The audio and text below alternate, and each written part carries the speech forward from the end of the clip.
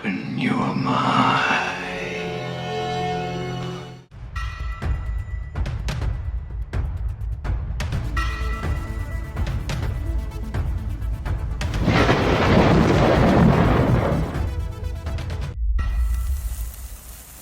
Hey out there, this is Buzz with TheSurvivalBuzz. I've talked quite extensively on this channel about, the ability to reach people and not giving up on people in the preparedness world, as far as trying to awaken people to the fact of everything going on in the world, that the powers that be want full control over us and really just want us out of the way. And up till now, no matter who I've talked to, younger people included, at least people in my immediate life, at some point they can all agree that, man, things are messed up. The road we're headed down is pretty messed up, and why would our government do that to us? And all of the awakening things that come along with that sort of conversation. And most people usually come to that conclusion, even talking to them. Now, whether they change any aspect of their life and actually prepare, put food back, or knowledge, or finances, whatever it may be, I don't know whether they do that or not, but they do come to some sort of agreement that things are messed up and that there needs to be a change. And don't get me wrong, I'm a huge advocate for living your life. As much as I prepare and things, I like to have a good time too. Me and the kids like to play rock band, things like that. It's not unheard of to go out to dinner. I live my life, but I don't let all of that control me. I know no matter how much I enjoy things going on in my life and how many recreational things I may do or cool things I may buy for myself, that's never going to prepare me for the future that is being handed to us.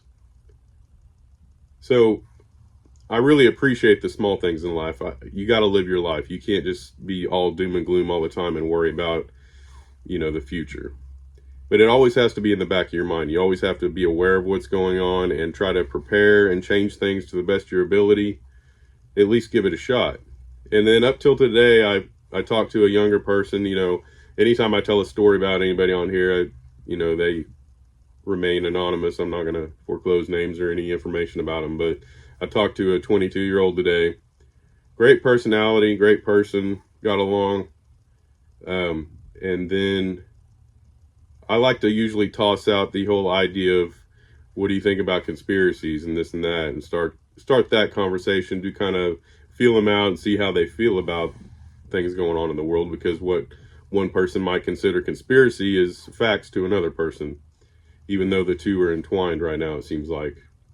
So we got onto that topic. I said I kind of dabble in that. I like reading about things like that, and I guess the conversation got pushed a little further at some point, and their response to caring about being poisoned or, population control and things like that, the idea that somebody could care enough, some powerful person could care enough to really care about what you're doing and track your activities and things that you're up to. And their total outlook on it was that it was hopeless, and what's the point? And my question was, so if you knew that there were these powers that be, these trillionaires, we'll call them, that controlled everything, were trying to kill you, and they came out and said that, verbally said that, you wouldn't believe that? And they said that they knew that they wanted that, but what could they do? There was nothing they could do about being poisoned. There's nothing they could do about the world to change anything. And that's sad, and that's the mentality that the youth, a vast majority of them, the attitude that they have nowadays. Who am I? What impact am I going to make? And how can I change anything? And that's exactly how we've ended up where we're at. For way too long, we've remained silent and felt like we've had our hands tied, and that there's nothing we can do to change our predicament or the world around us till we're to the point we're at now.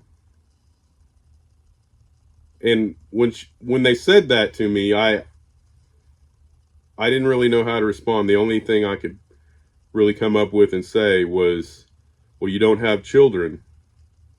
And even though you may not care about starving to death yourself, I, for one, could never, you can do whatever you want to me, but I could not stand there and watch my own children starve to death. Especially knowing that there's something that I could have done to change that. And so for people to have this mentality in life, especially now, the world we're living in right now, with all the chaos and things going on in the world, knowing that our days are numbered pretty much, and that these are realities, that it's no longer conspiracy. Everything's out in the open. Everybody's saying what they're going to do. We have all these movies coming out about it. And people fantasize about it. And this is the youth that we have. This is the youth that we've raised, at least a lot of people. And being knowledgeable enough to understand what's going on and not feeling like you can do anything about it and that you're hopeless is the worst answer I've ever heard in my life for not trying to change something. I'm not perfect and my family's not perfect. I pollute just like everybody else pollutes. I eat fast food from time to time. But I do my best to better my life in every way, shape, or form I possibly can. Not only for myself, but for my children, because that's our future. So even though we may not be perfect, I eat fresh eggs, I eat fresh chicken. I try to watch the things I eat. I don't eat fast food all the time. I try to do the best I can with the cards that we are dealt. We're all dealt these cards.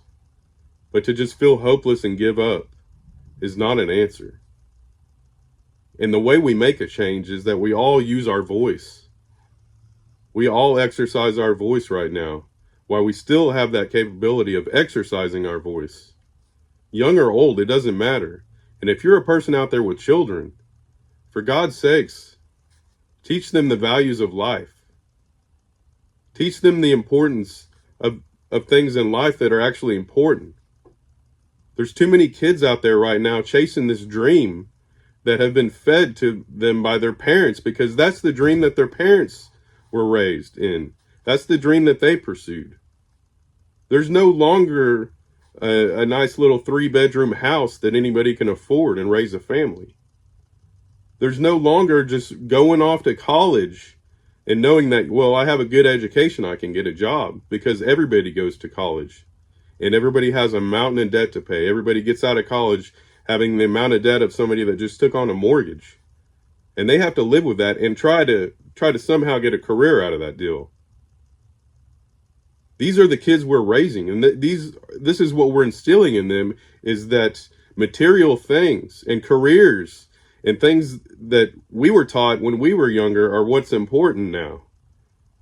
And you should live your life, and you should be happy, and you should do things that make you happy. And you should pursue careers and move on with your education and things.